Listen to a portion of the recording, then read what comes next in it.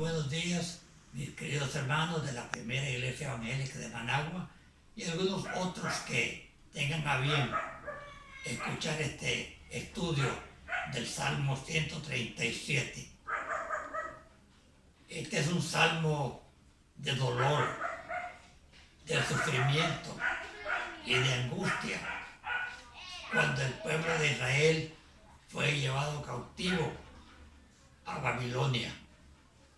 Dice el versículo 1, junto a los ríos de Babilonia, allí nos sentábamos y aún llorábamos acordándonos de Sión. Ese versículo, hermanos, es muy importante y muy trascendente porque nos declara lo que fue la experiencia del pueblo de Israel cuando perdieron su libertad, perdieron su patria, perdieron su capital y se convirtieron en esclavos en Babilonia. Dice el versículo que en ese día, en esa oportunidad, en cuanto ellos estaban cautivos en Babilonia, hubo días en que se sentaban junto a los ríos y aún lloraban, acordándose de Sión. Sión es el nombre poético de la palabra de Jerusalén, de la capital que es Jerusalén.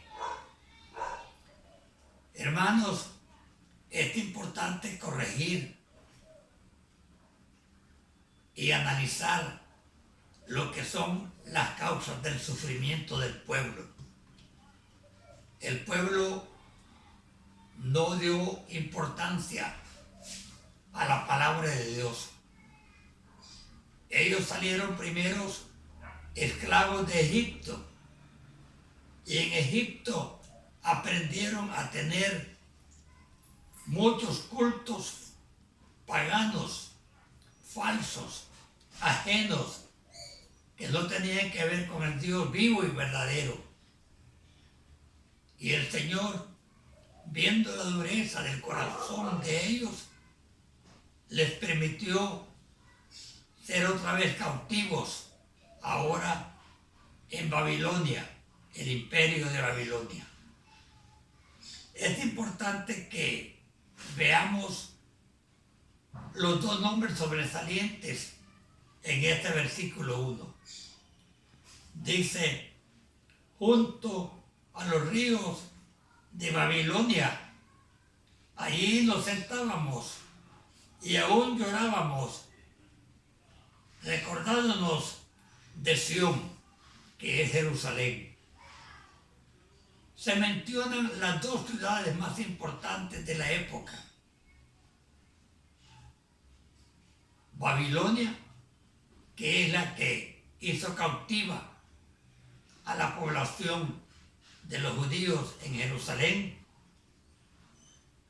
y la misma Jerusalén, que es y era la capital de Israel. Aunque en ese entonces no se reconocía como la capital, pero sí tenía un gran mérito delante de Dios para el pueblo cristiano. Las dos ciudades son importantes, hermanos, porque Jerusalén es la ciudad que fue cautiva y es reconocida como la ciudad de Dios, la ciudad donde Dios tiene su corazón y tiene su amor hacia el pueblo de Israel. Y Babilonia, en cambio, era una ciudad corrupta. A Jerusalén se le podía llamar la santa ciudad de Jerusalén, porque tenían fe en Dios, aunque no todo el pueblo, pero había un remanente fiel que respetaba, obedecía y quería agradar a Dios allí en Jerusalén. A Babilonia, en cambio, se le conoce como la ciudad del desorden, la ciudad de la violencia, la ciudad que promovía la hipocresía y la adoración pagana. Dice el verso 2, allí colgábamos nuestras arpas sobre los sauces, en medio de ella, en medio de la esclavitud. Los músicos cristianos judíos de ese entonces, que querían alabar y bendecir a Dios, no lo podían hacer, a pesar de que los babilonios les pedían a ellos que tocaran la música alegre, la música de adoración y alabanza que el pueblo de Dios sabía practicar. Dice el verso 3 algo interesante, porque allí los que nos habían llevado cautivos, o sea, los babilonios, nos pedían que cantásemos, y los que habían desolado nos pedían alegría como la que teníamos en Sión. La palabra allí hace hincapié en el ambiente hostil, cruel, difícil que se vivía. Y la petición de alabanza a Dios era una manera de provocar el dolor sentimental, el dolor social que los israelitas tenían en esa época del cautiverio. Dice el 3, porque allí los que nos habían llevado cautivos nos pedían que cantásemos, y los que nos habían desolado nos pedían alegría, diciendo, cantadnos alguna de las canciones o los cánticos que tenían y alababan en Sión. Hermanos, el verso 4 responde, ¿cómo cantaremos canción al Señor en tierra extraña? No podemos. Es difícil hacerlo.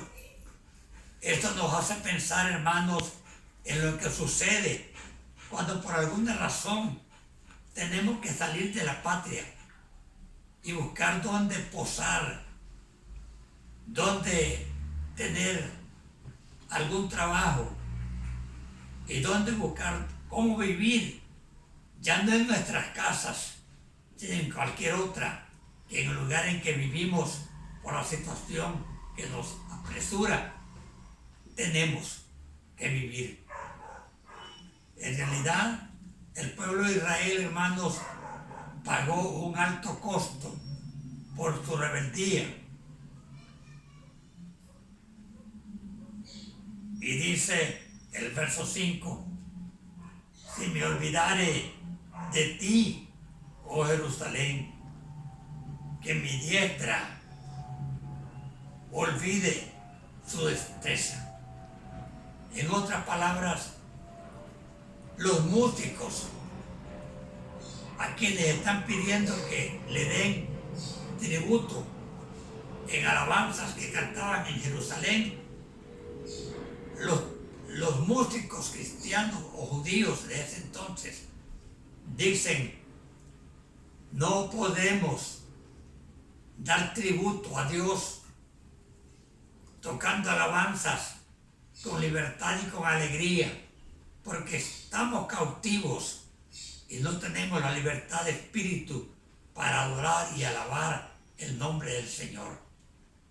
Hermanos, todo esto fue parte del castigo divino que Dios dio al pueblo de Israel, llamándole la atención a su rebeldía, a su idolatría, a su descuido, por no haber sido fieles al Señor. Yo pienso que esa es una historia que se repite.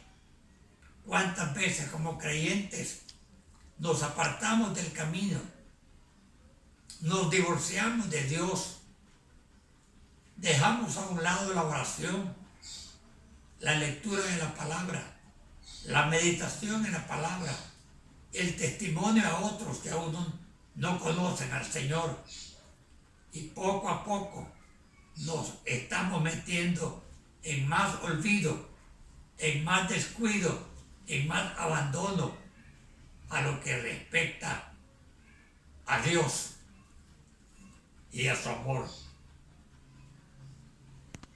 El verso 6 dice: si de ti no me acordare, que mi lengua se pegue a mi paladar, si no ensalzare a Jerusalén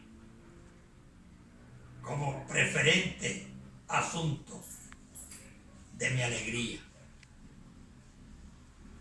En el versículo anterior, los músicos dicen que nuestra mano diestra, que es la que se usa para tocar la música, en el violín, en la guitarra y en otros muchos instrumentos, que mejor pierda mi diestra, mi mano derecha, su habilidad. Pero ahora en el siguiente que estoy leyendo, dice: si no me acuerdo, que mi lengua se pegue a mi paladar, si no ensalzaré a Jerusalén como preferente asunto de mi alegría. En otras palabras, están ellos, hermanos, preocupados porque aunque sienten el deseo de adorar a Dios, no lo pueden hacer porque la familia estaba dividida. Parte de la población quedó en Jerusalén como esclavos, pero dice la historia que a los hombres de mayor sabiduría, a los de más fuerza, a los de más capacidad productiva, los llevaron a Babilonia para trabajar como esclavos por muchos años allí, al menos 40 años. De tal manera que el pueblo de Israel ha sido un pueblo sufrido, un pueblo que ha pagado caro su infidelidad al Señor. Y eso puede ser una lección para nosotros cuando dejamos de ser fieles al Señor y nos convertimos en materialistas, indiferentes, y no andamos en lo que el Señor quiere que andemos. Acuérdate, oh Señor, de los hijos de Edom en el día de Jerusalén, quienes decían: arrasadla, arrasadla hasta los cimientos. Los edomitas eran parte del pueblo judío, pero eran ellos, hermanos, fanáticos en la idolatría.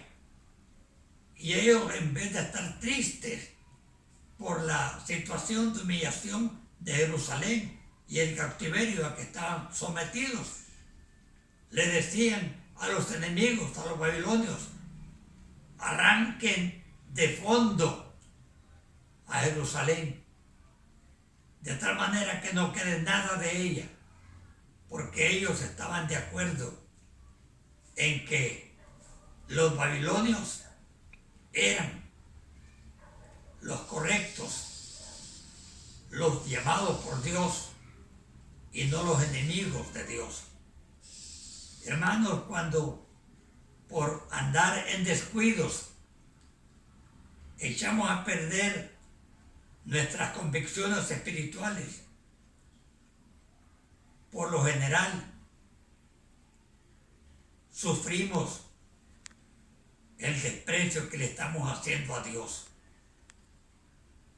Cada país, cada nación en el mundo tiene su posición equivocada acerca de lo que a Dios le agrada o no. Pero también cada pueblo de Dios en el mundo entero, en cualquier país, tiene un sector de su pueblo que es fiel a la palabra de Dios. Y no tenemos preocupación por ser fieles a Dios simplemente, sino que debemos de tener devoción y compromiso por ser fieles a la palabra de Dios y no a la palabra de los hombres. Muy bien, dice el versículo 7, acuérdate, oh Señor, de los hijos de Edom.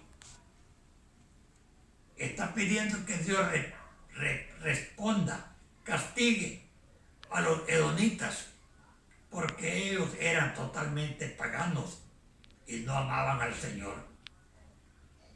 Verso 8, oh hija de Babilonia, ¿quién ha de ser destruida? Bienaventurado el que te diere el pago de lo que tú no hiciste.